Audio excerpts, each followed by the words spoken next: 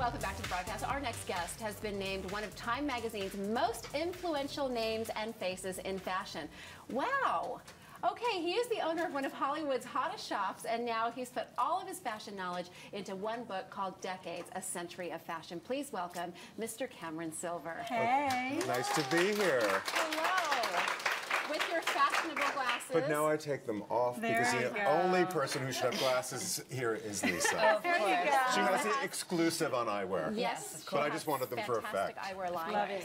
Thank you for being here. Oh, I'm so happy to be here. So how different is it to go from opening and styling a store to taking all that knowledge and putting it into a book? Did it take a long time to get it right? The book was a 5-year process.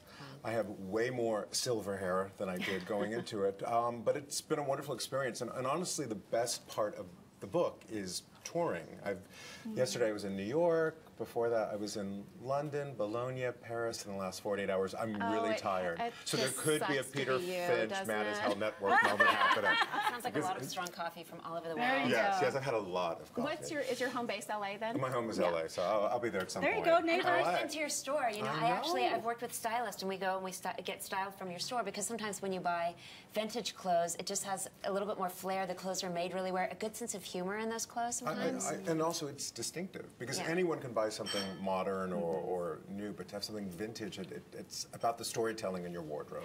Is that one of the lessons that you would like people to learn from this book? I mean, not every book has to have a lesson, but do you hope that they'll take some style cues from you and learn at least that, like be different? Yes, and not only be different, but also realize that fashion is an art form. Your wardrobe is an investment. Curate your clothing, and when you look backwards, you make a much more intelligent decision on what you buy in the future. And it's all recycling. Wait, explain that a little bit more. So when you have an understanding of the history of fashion, and my book really chronicles the 20th century of fashion, you will purchase new things with a much more intrinsic appreciation of their future collectability.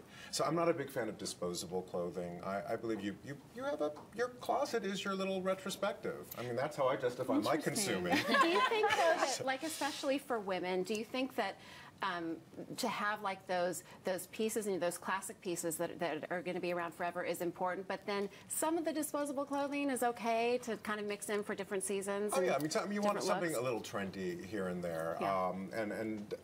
but yeah, have your iconic pieces, your foundation, and then you customize with something vintage, something cheap and chic, maybe something expensive that makes you broke. So who are some of your Story of my favorite life. designers? Well, from the past, it would be some of my favorite Americans would be like Halston and Bill Blass and Oscar. The French, it would be Chanel and Dior. I was just looking at the Gianfranco Ferré archive in Bologna a couple days ago. Problem with me is I like everything and everyone. I am the United Nations of fashion. So, for women again, and I don't want to forget about the men, but for women, if we were to have, say, like 3 key pieces in our closet that you would suggest spending money on, getting Dior, buying some of the higher end designers, what would they be? Well, I would say have a little black dress, sort of like what you're wearing right now. With a little fluorescent pink. Because it's always appropriate. Have sort of a 70s sexy looking dress. Because you could wear that on the red carpet easily, but you can dress it down. And you're not wearing a Chanel-esque suit, but if you were, I'd say that'd be the third thing to have, because you never know when you're going to meet the Pope.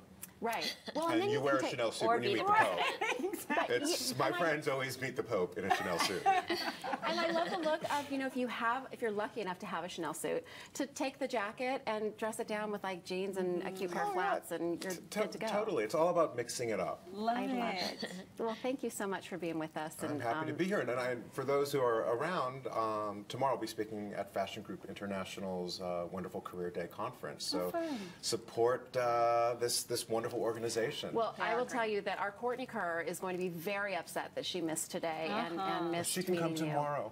I will She tell can come her. to the conference. There you go. I wish she was in town, but I'm going to tell her all about it and make her jealous. She can watch it on. So She'll see it all on it. She'll see it on Instagram. That's right. All right, be sure to pick up a copy of Cameron's book. It is truly worth checking out. And we are back in a moment with more broadcasts. Don't go anywhere.